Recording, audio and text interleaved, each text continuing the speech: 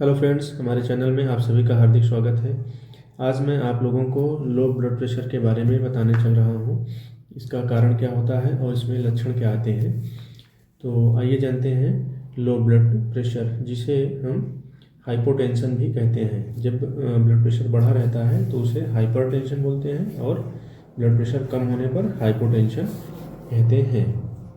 Normal blood pressure 120/80 होता है, जिसमें सिस्टोलिक 120 और डायस्टोलिक 80 होता है। लेकिन यदि ब्लड प्रेशर 90 और 60 है तो भी यदि पेशेंट को कोई दिक्कत नहीं हो रही है तो उसे लो ब्लड प्रेशर हम नहीं कहेंगे, ठीक है। और लेकिन 90-60 पे यदि पेशेंट को कोई समस्या हो रही है तो वो पेशेंट लो ब्लड प्रेशर की श्रेणी में आएगा और उसे इलाज की ज़रूरत है।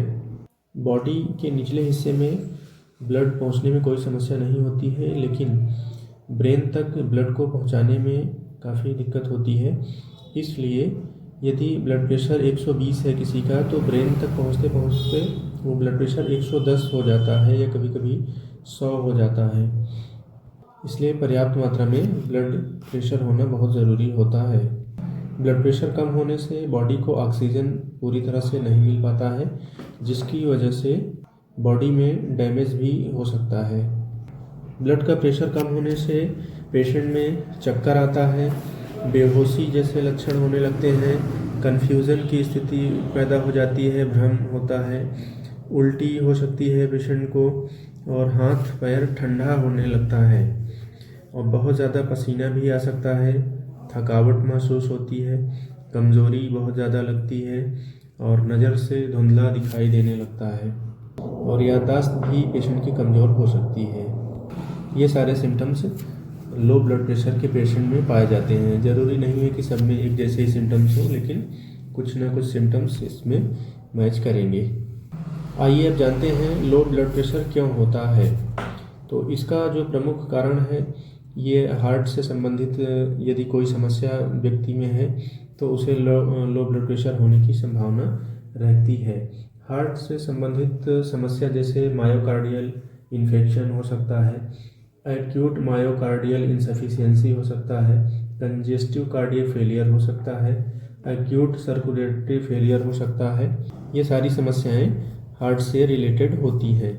इनके अलावा एंडोक्राइन सिस्टम में यदि कोई गड़बड़ी है तो उसकी वजह से भी ये समस्या हो सकती है। हार्मोनल प्रॉब्लम की वजह से हार्मोन इम्बैलेंस हो जाता है तो भी ये जो हाई लो ब्लड प्रेशर की समस्या हो सकती है।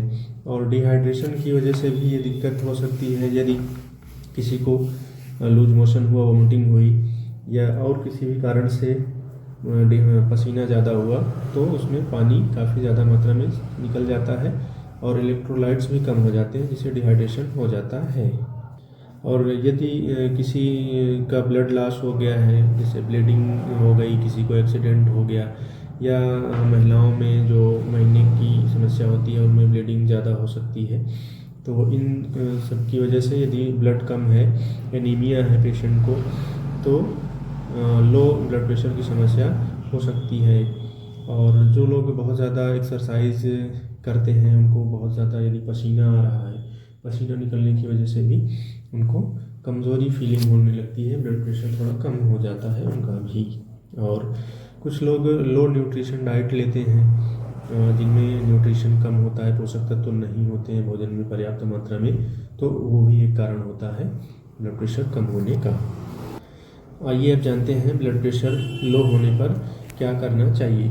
सबसे पहले तो यदि किसी को ये सारे सिम्टम्स कुछ या इसमें से कुछ सिम्टम्स आ रहे हैं तो व्यक्ति को पहले सीधा लेटा देना चाहिए, ताकि ब्रेन तक ब्लड सप्लाई आसानी से पहुंच सके।